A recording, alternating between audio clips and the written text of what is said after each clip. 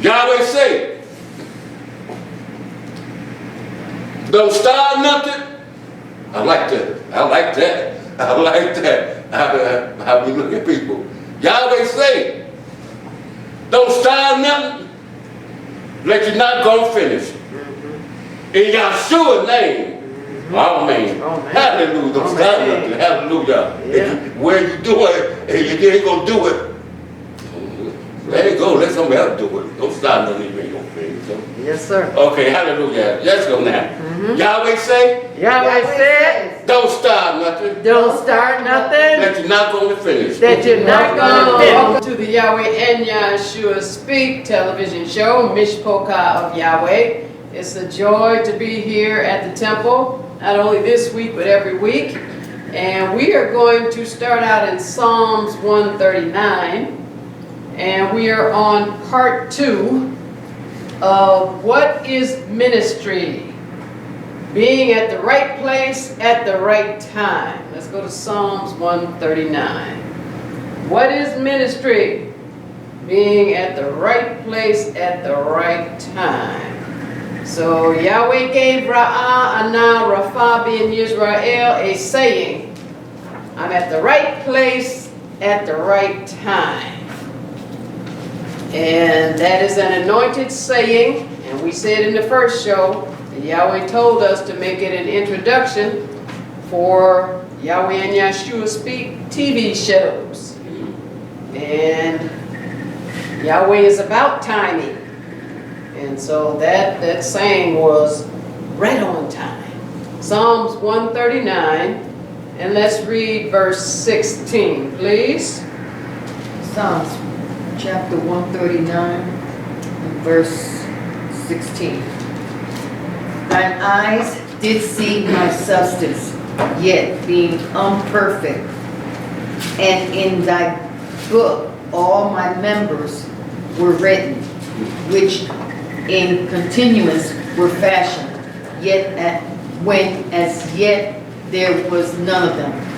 All right, here it's saying, bless Yahweh's word. Yahweh's eyes did see my substance and your substance, yet being unperfect. So Yahweh is saying, hey, I see your potential. Why? Because he put the potential in us. Yet being unperfect, haven't arrived, but on the way and getting closer and closer. And in thy book, all my members and your members were written, which in continuance were fashioned. So we're not what we were. We're not what we're going to be, but we're on the way. When as yet, there was none of them. So you know we were still on the way. So we're traveling on a journey together with Yahweh, and we're working his action plan. Let's go to Luke, the 12th chapter. We're traveling on a journey with Yahweh, working his action plan. So nothing occurs by accident, luck, or happenstance. No such thing. Luke the 12th chapter.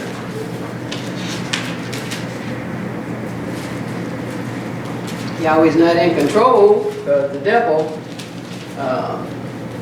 took the dominion on the earth from Adam, and he gave us free will to make choices, but he can be in control when we let him. Luke 12, let's read verses 29 to 32. Luke chapter 12 and verse 29. And seek not ye what ye shall eat, or what ye shall drink, neither be ye of doubtful mind. Verse 30. For all these things do the nations of the world seek after, and your Father knoweth what ye have need of these things. Verse 31. But rather seek ye the kingdom of Elohim, and all these things shall be added unto you. Bless Yahweh's word. So what Yahweh is telling us, he said, don't seek what you shall eat or what you shall drink, neither be ye of doubtful pay, doubtful mind, that you're traveling on a journey with Yahweh. For all these things do the goe of the world seek after. And your Abba Yada, that you have need of these things. He understands you need food, you need to drink water, you need to drink something. to be fed. He said, but rather seek after Hamalkuth of Elohim, and all these things are going to automatically be added to you. So he's saying, just put me first. And all these things are going to run you down and overtake you. Verse 32. Verse 32. Fear not, little flock, for it is your Father's good pleasure to give you the kingdom. Bless Yahweh forever and ever. It says, fear not, little flock. He talking about little sheep, little lambs, talking to you and me. For it is your Abba, Yahweh is our Father, his total pleasure to give you Hamalkuth, to provide for you, to take care of you. So Yahweh is maneuvering us to be where we need to be to fulfill his action plan. He's maneuvering us to show up at the right place at the right time. So what is ministry? Ministry is living with Yahweh's action plan in mind of doing the right things. Go to Luke the 9th chapter. Luke the 9th chapter.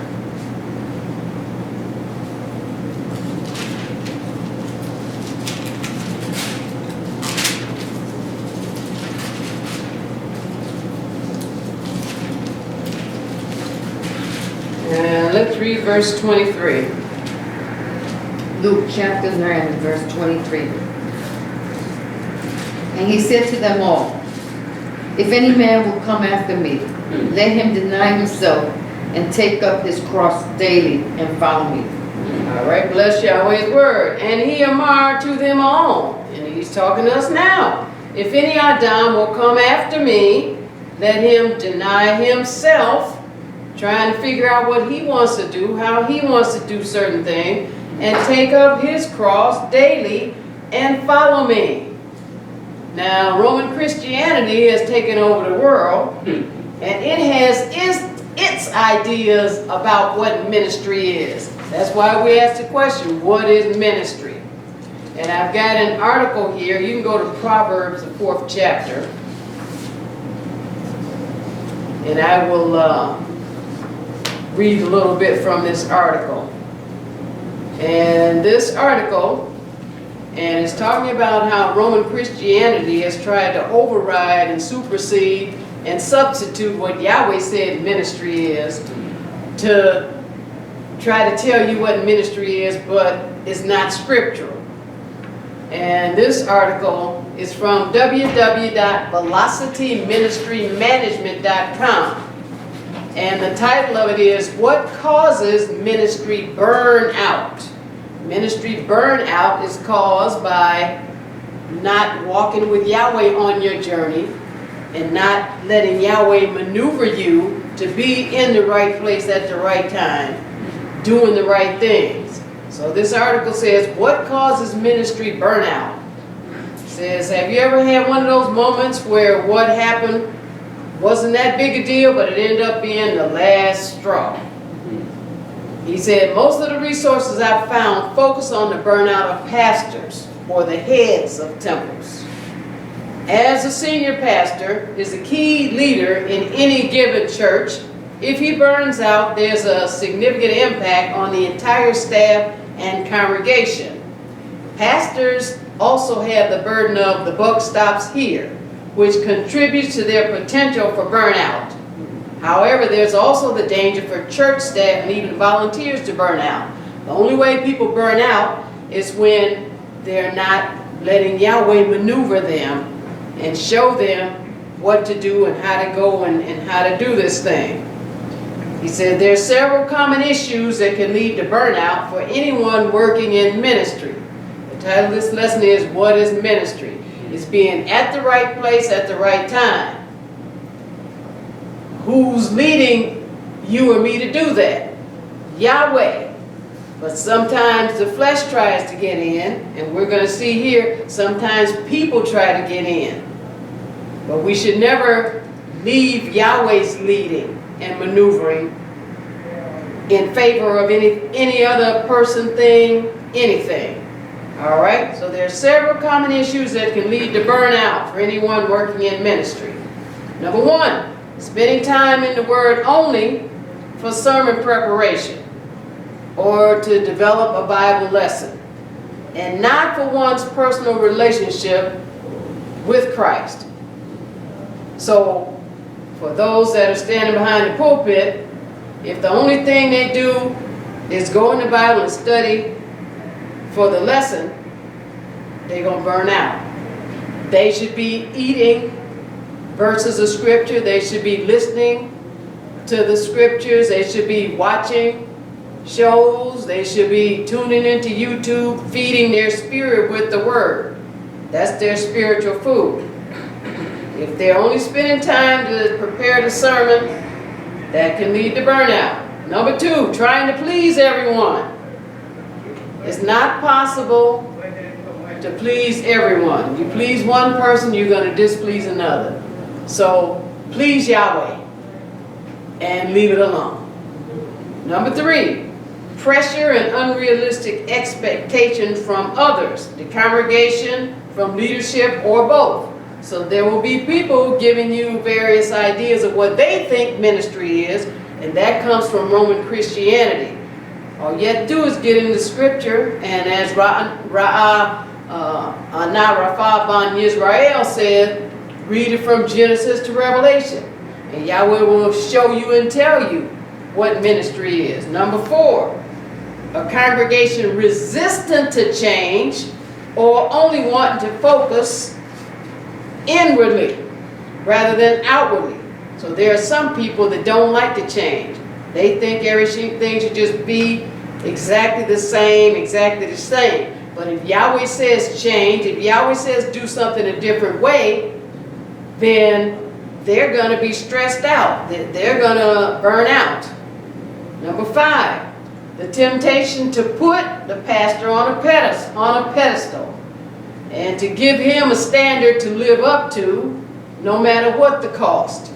And that's what the world does. They think the pastor's supposed to go to the hospital to visit the sick. They think the pastor's supposed to come to their house if they're sick. They think the pastor's supposed to go to the nursing home. They think the pastor's supposed to go to the prisons. They think the pastors are supposed to be on call 24/7. If something's going on with them at 3 o'clock in the morning, they think the pastor's supposed to pick up the phone and answer and get up, put on their clothes, and come out and see what's going on.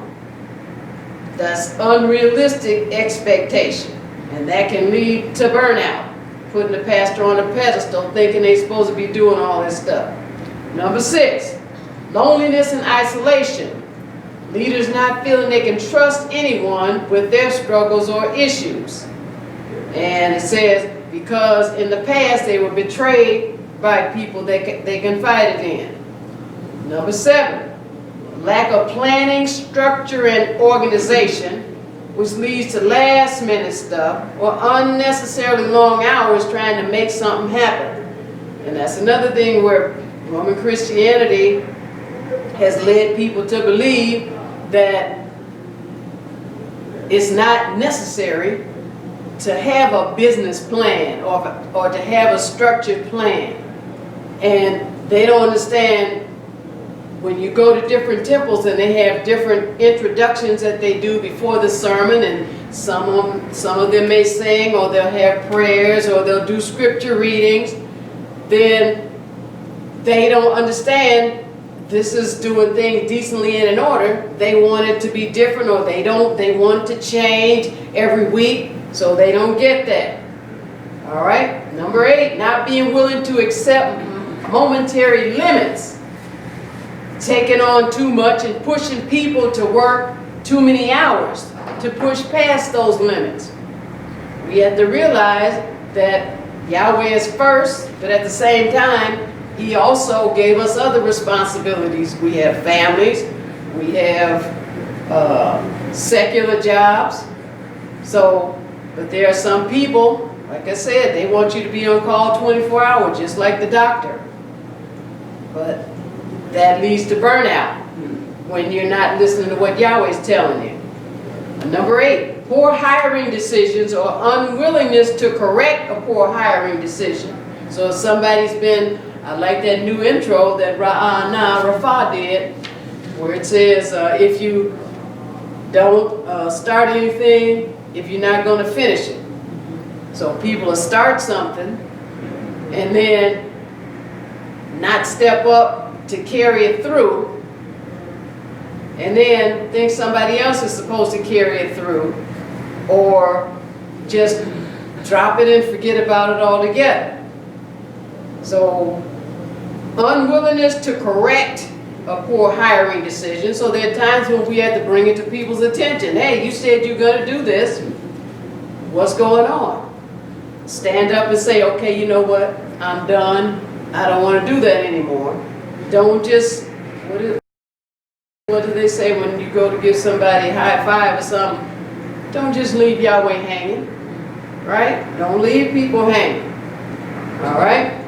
Subconsciously thinking we can do what only Yahweh can do. There's some things, all things Yahweh can do. He assigns us to do some things.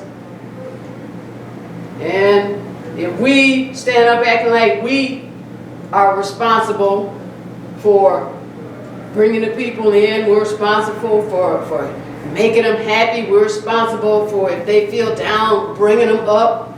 No. There are things that only Yahweh can do, and you'll burn yourself out thinking that you can take on something that only Yahweh can do.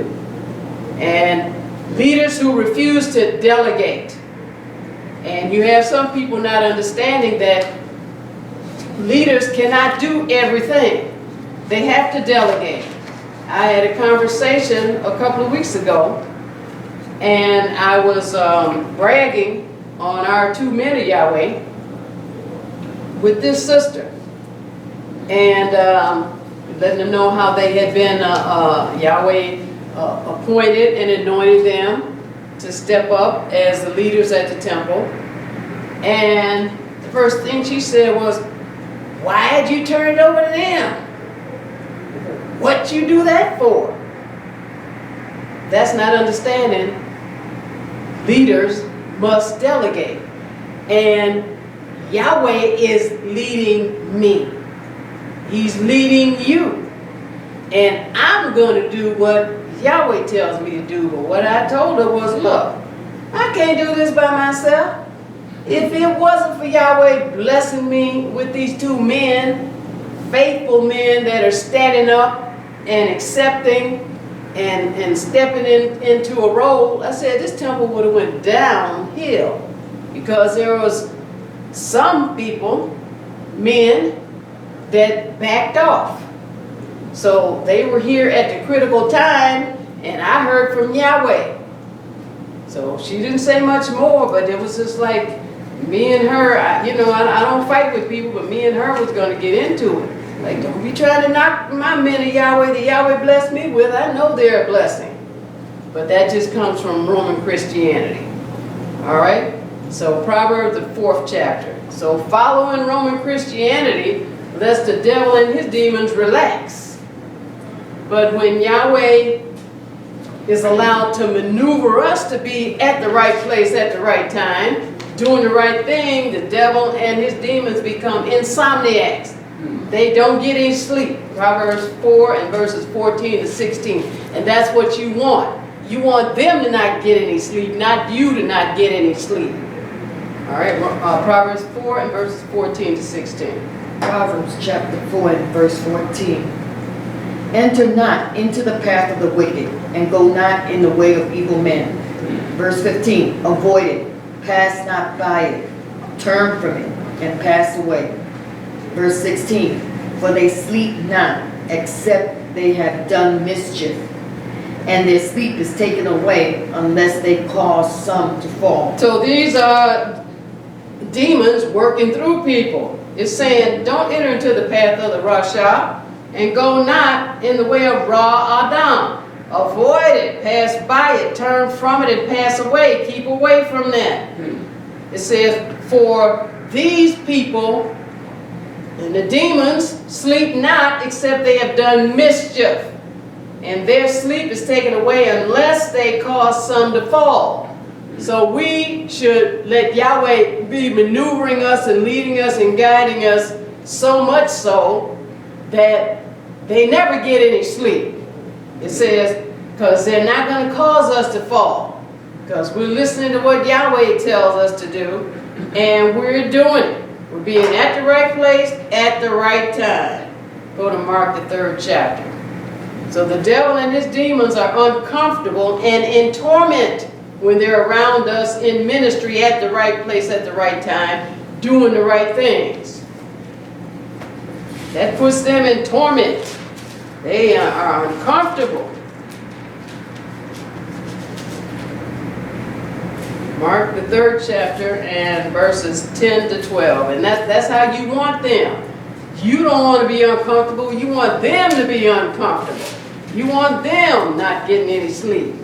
Mark 3, 10 to 12. Mark chapter 3 and verse 10. For he had healed many, insomuch that they pressed upon him for to touch him, as many as had plagues. Verse 11. And unclean spirits, when they saw him, fell down before him and cried, saying, Thou art the Son of Elohim. Verse 12. And he straitly charged them that they should not make him known. Bless the word. So here he's saying, this is talking about Yahshua, for he has shalom many, insomuch that they pressed upon Yahshua for to touch him, as many as had plagues. And unclean ruachs, there they are, the demons, the devil and his demons. When they saw Yahshua, fell down before him and cried out, saying, Thou art Haban of Elohim. So the devil and his demons, they're uncomfortable. And when we come around, they start crying out. It said, and he straightly charged them. So this is the people that the demons were in. And when Yahshua came, the demons started crying out because of his presence. He was at the right place at the right time, doing the right thing. That exerted pressure on him. All he had to do was show up. He gave you that same power, that same potential. All right, go to Luke, the 8th chapter. So the demons even squeal out when we arrive. Just like they squealed out when Yahshua arrived. Luke, the 8th chapter. You go to some places, and all you have to do is sit down, and that the presence of Yahweh and Yahshua in you makes people start squealing out. Just makes people start talking to you and telling you things, and then you can tell, okay, the demon has sensed that the Ruach, that Yahweh's presence is with you. And that's what you want. You want the demons to be uncomfortable, not you. Luke 8, verses 27 to 28. Luke chapter 8 and verse 27. And when he went forth to land, there met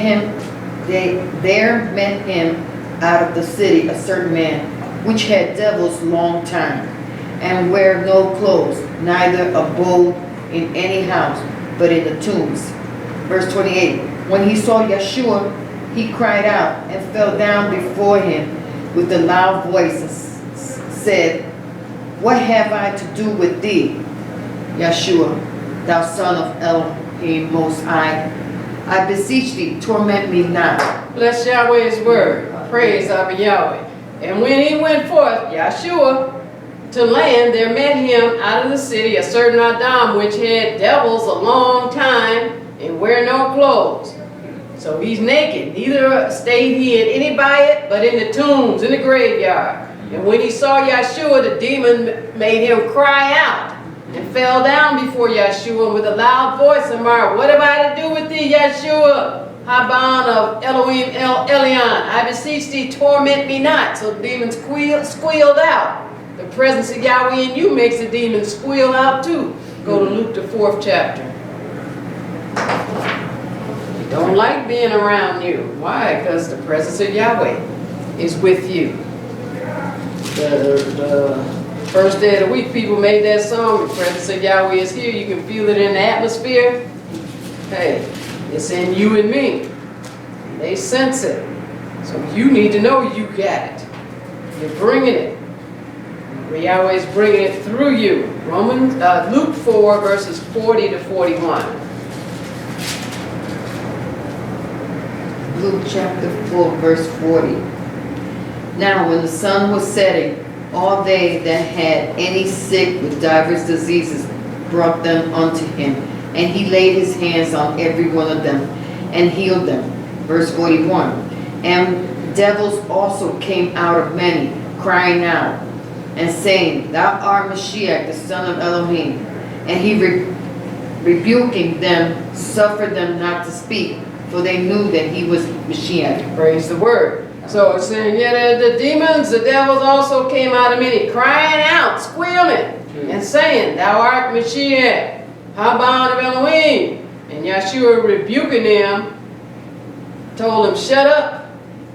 He said, for they knew that he was Mashiach. You don't need a devil testifying on his behalf. Go to 1 Corinthians, the 15th chapter. So what is ministry? Ministry is lining up with Yahweh's timing in everything we do. 1 Corinthians 15.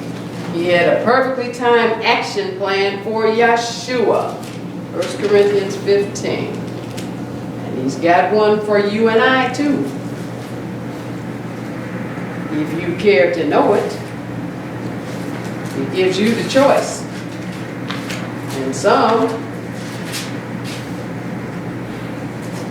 sadly, choose not to. 1 Corinthians 15, verses 46 to 49. 1 Corinthians chapter 15, verse 46. Howbeit that was not first which is spiritual, but that which is natural, and afterward that which is spiritual. Verse 47. The first man is of the earthly, the second man is the master from heaven. Praise Yahweh's word. It says, howbeit that was not first which is ruach, but that which is natural. So he's saying you come through the earth first. Your first place you come is the earth.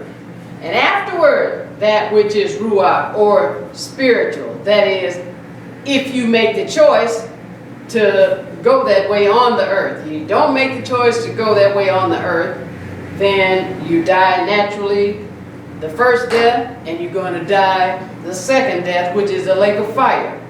It said the first Adam is of Ha'eret. The second Adam is the Adon from Shemayim, the master from heaven. That's talking about Yahshua. All right, verse 48 to 49. Verse 48. As is the earthly, such are they also that are earthly. And as is the heavenly, such are they also that are heavenly.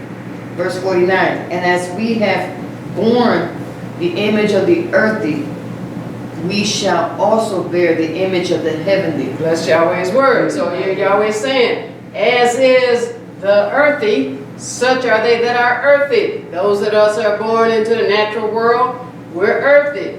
All right, we're earth-minded till we decide to make a change. Once we find out, hey, we can make a change. And as in the heavenly, such are they also that are heavenly. As we have born, here Yahweh is talking about the change that we can choose to make in the earth.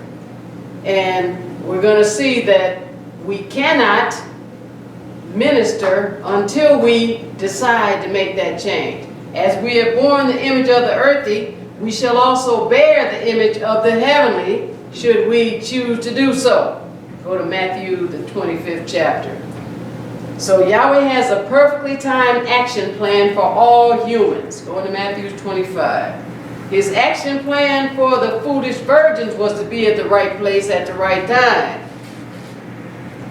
But the foolish virgins came to the right place unprepared. Matthew 25. He told us already in the scripture, now is the time to prepare. Not tomorrow, but today. Matthew 25.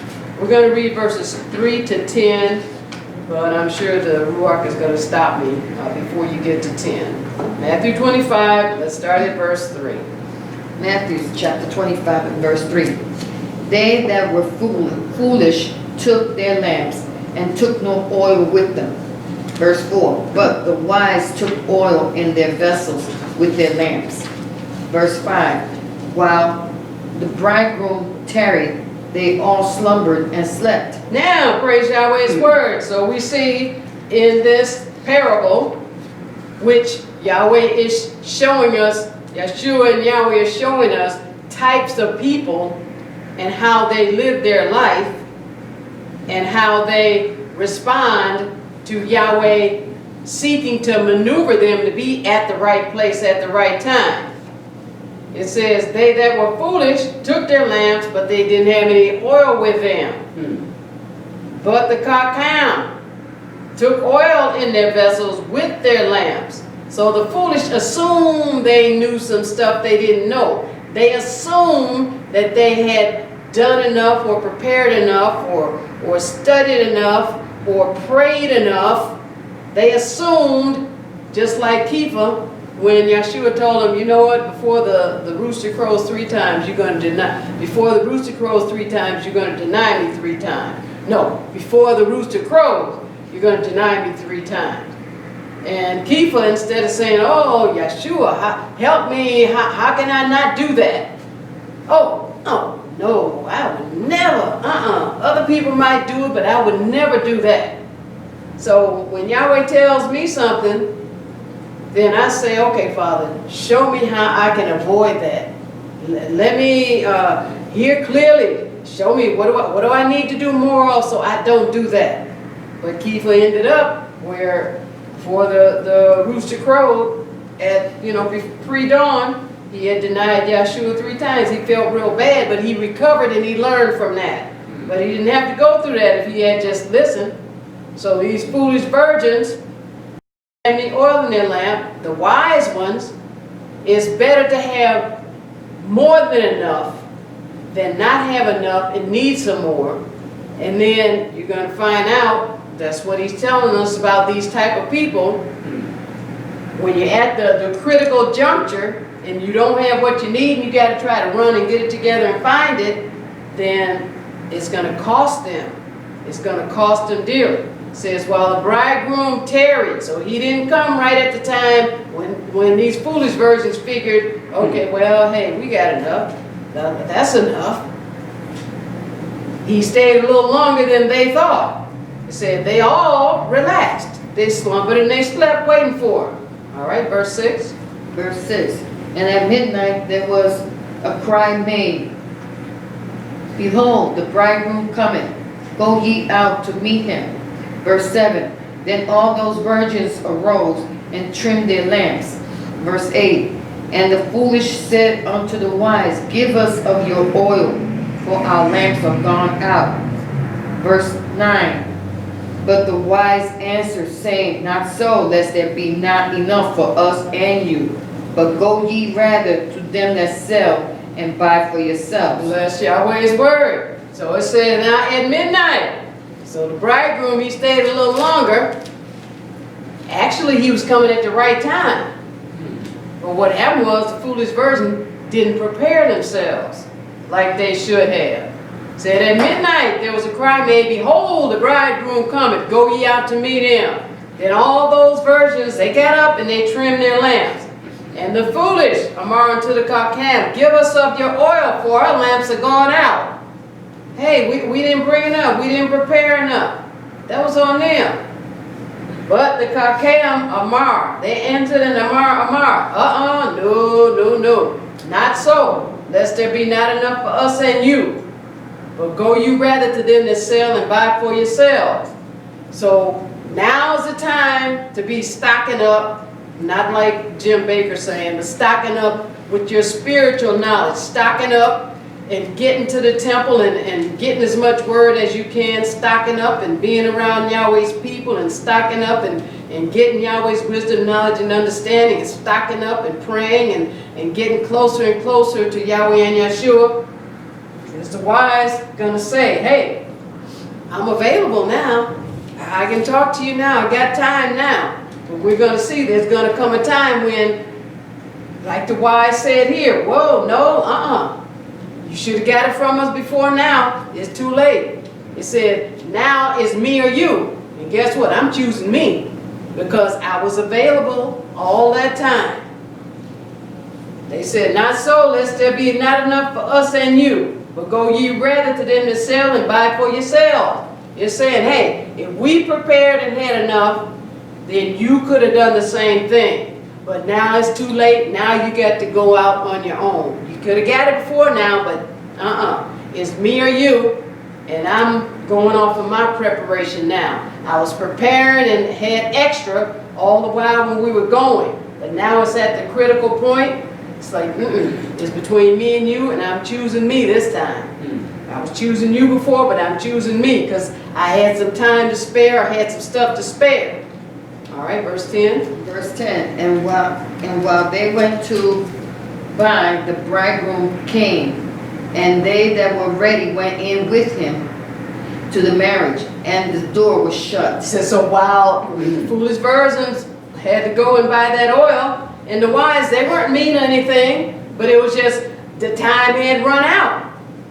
It was between them or the foolish ones. And they said, no, hey, you better go in and see if you can hurry up and buy some. It says, but while the foolish went to buy, the bridegroom came, and they that were ready, the wise ones, went in with him to the marriage, and the groom shut the door. So the foolish virgins left the right place to finish their preparation, while the bridegroom came to the right place at the right time. So they had at the right place at the right time working for them, but they hadn't prepared themselves to be there. Let's read verses 11 and 12. Verse 11, afterwards came also the other virgins, saying, Master, Master, open to us. Verse 12, but he answered and said, verily I say unto you, I know you not. So afterward, the foolish virgins, they got their oil. It said, afterward they came also the other virgins, the foolish ones, Amar, Adon, open to us, because he had shut the door. But he, Amar, Amen. So be it, it is so, so it is. I, Amar, are saying to you, I, Yada, know you not. He talks about another parable or analogy where he talks about this man that was invited to a wedding, and he came to the wedding and he didn't have on a wedding garment. This is the same thing. He's saying, hey friend, what are you doing coming up in here without your wedding garment? Unprepared. He answered and told these foolish virgins, hey, I don't know you. They got locked out. They were at the right place at the right time, but not prepared. Go to Amos, the 8th chapter. So Yahweh equips us during preparation at the right place at the right time. He equips us. That's what he's doing now.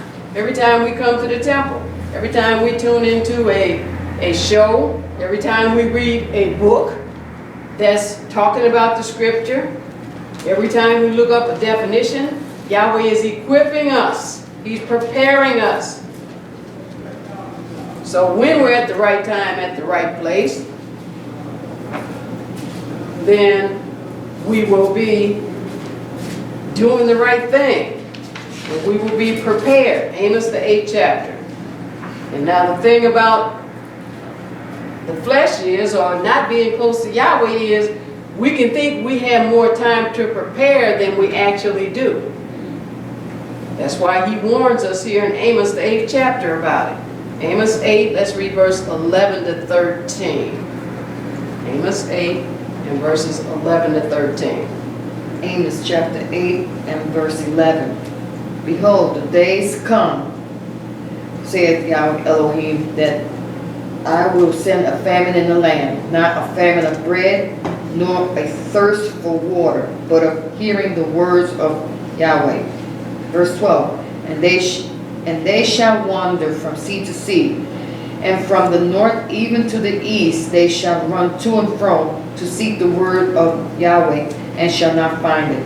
Verse 13, in that day shall the fair virgins and young men faint for thirst. So you got some young people now looking for the word and going to and fro. And Yahweh is warning us that we can think we have more time to prepare than we actually do. He's going to dry up the word. He said, behold, Hayam come. just as sure as we're reading it right here, they're coming. Said Yahweh Elohim, that he's going to do this, send a famine in the land. That's starvation, like those people be over there in the land of Ham and different places, you see their big bellies. He's going to send a famine in the land, not a famine for lechem or bread, nor a thirst for mayim or water. People digging water wells so people can have some clean water over there. But he's saying he's going to send a famine of the hearing of the words of Yahweh. You won't be able to find a temple to go to, because Yahweh's going to dry it up. He said, and they shall wander. He's talking about the young men and women and whoever is thinking they got more time. So they'll just, keep doing what they're doing and not be putting that stuff in. Chug-a-lug, the word. They shall wander from sea to sea, from the north even to the west. So they're looking all over to find some place where they can get some scripture from somewhere. They shall run to and fro and seek the dabar of Yahweh and shall not find it. Why? Because Yahweh going to dry it up. He said, in that yom, he said, the fair virgins and the young Adam, they're going to faint because they can't find the word of Yahweh. Go to Luke, the 3rd chapter. So what is ministry? Ministry is letting ourselves be prepared to do the right things at the right place at the right time. Luke, the 3rd chapter. There's going to come a famine. Yahweh told us already. So when you figure, okay, well now I'm ready to come and hear the word at the temple. Now I'm ready to turn on the show at YouTube. And now I'll visit on one Shabbat, I'll visit 3 or 4 temples. Yeah. And Yahweh going to say, too late. Luke 3 verses 21 to 23.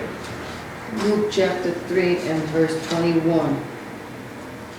Now, when all the people were baptized, it came to pass that Yahshua also being baptized and praying, the heavens was opened. Verse 22, and the Holy Spirit descended in a bodily shape like a dove upon him, and a voice came from heaven, which said, Thou art my beloved Son, in thee I am well pleased. Verse 23, and Yahshua himself began to be about 30 years of age, being, as was supposed, the son of Yahshua, which was the son of Eli. All right, so we see here that Yahshua let himself be prepared for 30 years. It says, Ruach HaKodesh descended in a Gibeah shape like a dove upon Yahshua, and the voice came from Shemayim, which Amar, Thou art my beloved Bon, in whom I am well pleased. And Yahshua himself began to be about 30 years of age, being as was supposed, the son of Yahshua, which was the son of Eli. So he was preparing for 30 years. Go to Ecclesiastes, the 9th chapter. So what is ministry? Ministry is letting Yahweh lead us through the wilderness to obtain the skills in preparation that we will need in ministry, to do the right things at the right place at the right time. Ecclesiastes, the 9th chapter. So when the Yahweh and Yahshua Speak television shows air on Evanston TV and Chicago TV, YouTube, and DVDs that we have given to people in their homes, you see the scriptures flash on the screen. You see Hebrew lexicon and Greek lexicon definitions. And you see other research typed out, flashes on the screen. So in the secular world, I flunked typing in high school. And after I graduated college, then I worked as a public aid worker. Then I worked as a social worker. And I didn't do hardly any typing. But Yahweh maneuvered me into working at the pain clinic at Weiss Hospital. And all I was doing was typing dictation that the doctors dictated. And I was doing that for about 6 hours a day. And my typing speed increased.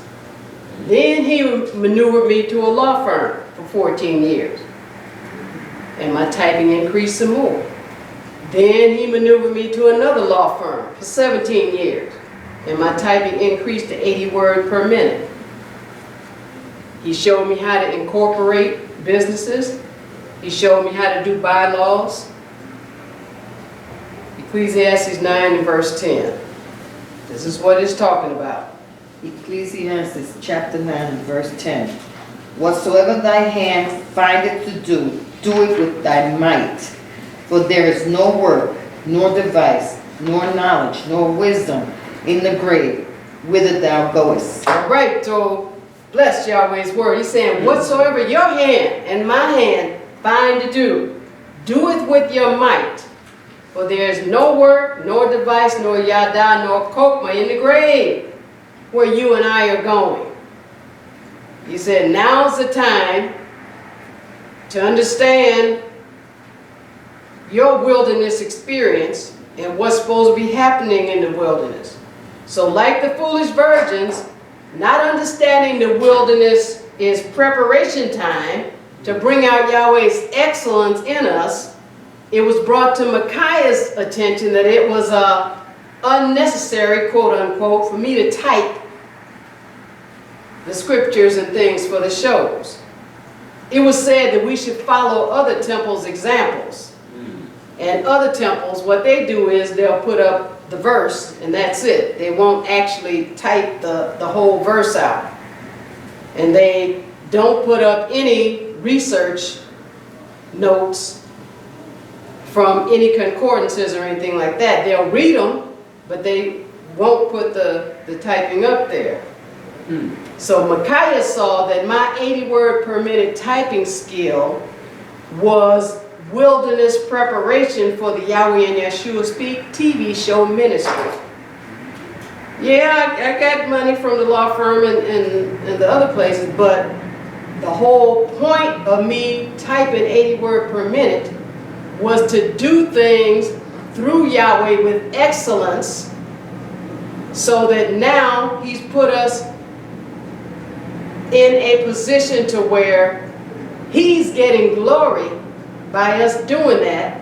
People looking at the shows are automatically reading the scriptures, and Yahweh is reaching them through doing that. That set a standard that some people can't attain to because they didn't go through the wilderness preparation that I did, and they didn't have a man of Yahweh that recognized. For the people that's saying, oh, she don't need to do all that. He said, hey, that's the reason he brought her to that point. All right, Ecclesiastes, the 3rd chapter.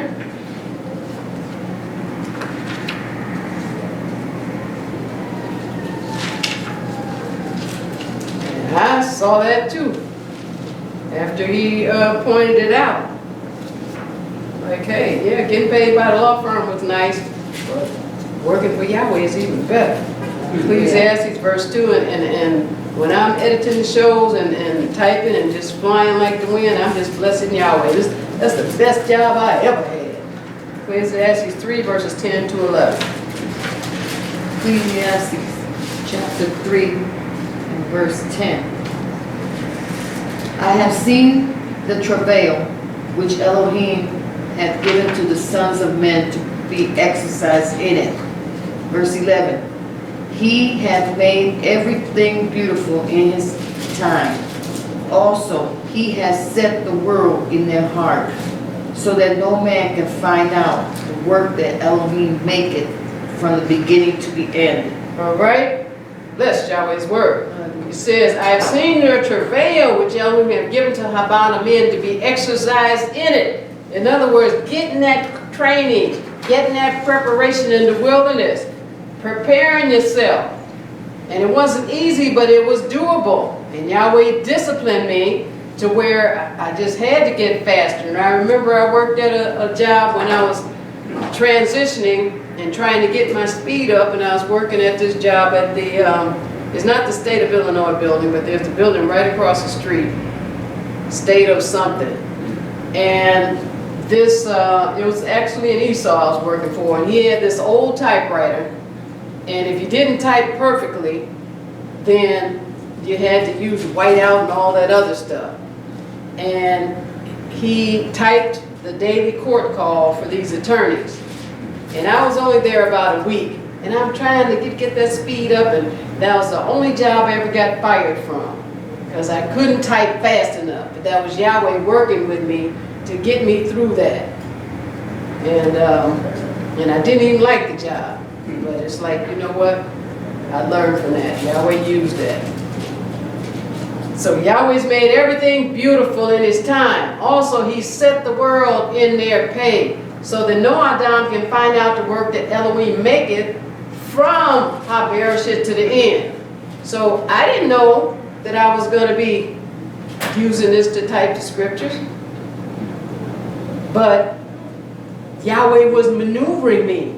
And there's some things that you have done that you didn't know that Yahweh's going to be using you in that capacity to be doing that.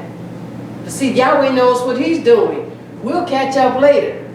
All right? But He's made everything beautiful in His time. So when everything came together, there'll be some people that look at our TV show and think, I remember the guy at Can TV. I see it's a lot of work. I said, no, it's not.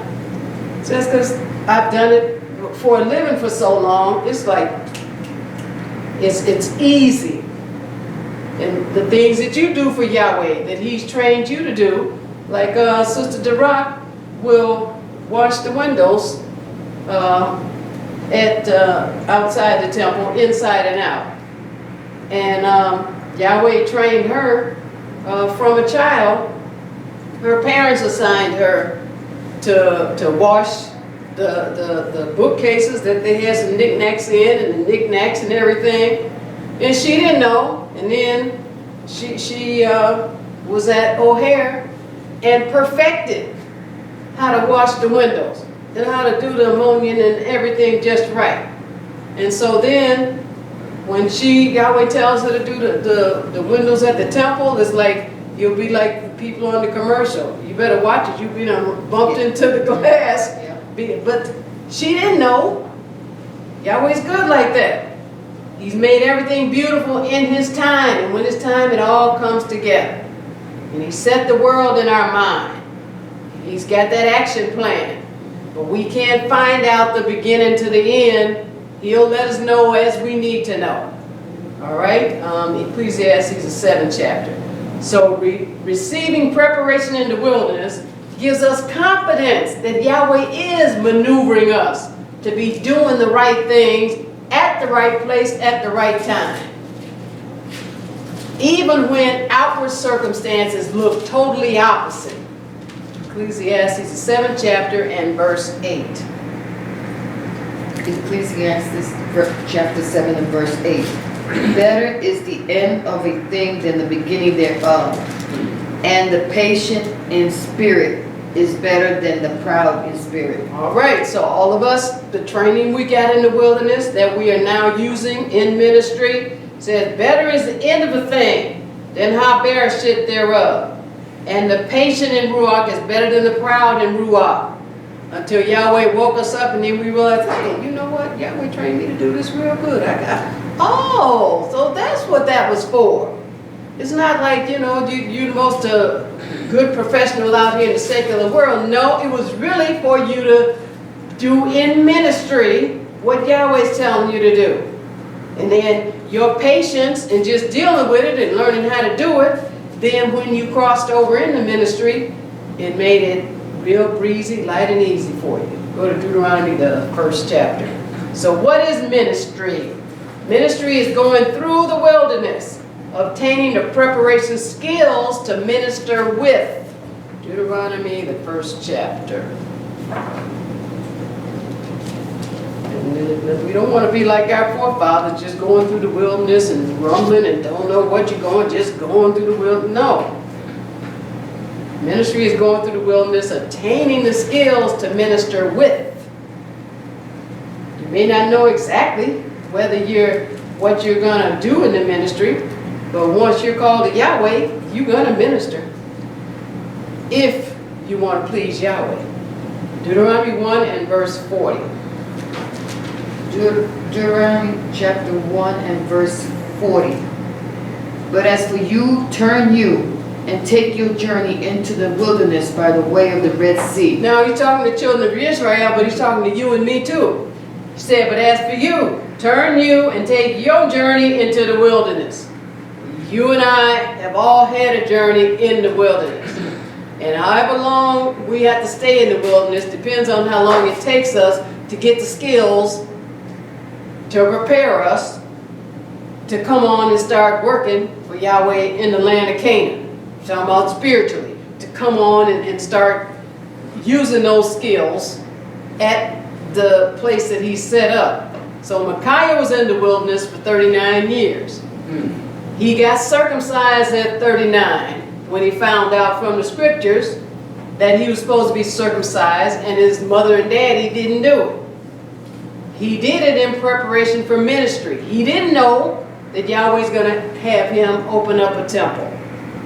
I was in the wilderness for 28 years. But even with our skills, Yahweh said ministry was impossible until we were born twice. Go to John the 3rd chapter. So we were skilled up to the hilt. We have skills. We got skills. But even with our skills, Yahweh said, you can't minister unless you're born twice. John the 3rd chapter. Now men try to change it, but they have no might against Yahweh. What Yahweh says is law, final. John 3 and verse 7. John chapter 3 and verse 7. Marvel not that I said unto thee, ye must be born again. All right, so it says, marvel not. Yahshua talking, that I am unto thee, you must. Not is an option, not is a multiple choice, A, B, C, or D, or E. You must. You have to be born twice, or born again. The English word marvel is the Greek word found at Strong's Blue Letter Bible number 2296. Vine's Expository Dictionary of New Testament Words defines marvel as signifying to wonder about, to be had in admiration. Go to Matthew the 8th chapter. So Yahshua said to stop puzzling about what he said and what he did. Quit sitting there trying to figure it out. He said just do it. Yahweh say, don't start nothing. I like that. I like that. I like that. How we look at people. Yahweh say, don't start nothing. Let you not go finish. In Yahshua's name. Amen. Hallelujah. Don't start nothing. Hallelujah. Yeah. Where you do it, and you ain't gonna do it. Let it go. Let somebody else do it. Don't start nothing. You ain't gonna finish. So. Yes, sir. Okay, hallelujah. Let's go now. Yahweh say, Yahweh said, don't start nothing. Don't start nothing That you're not going to finish. that you're not gonna finish.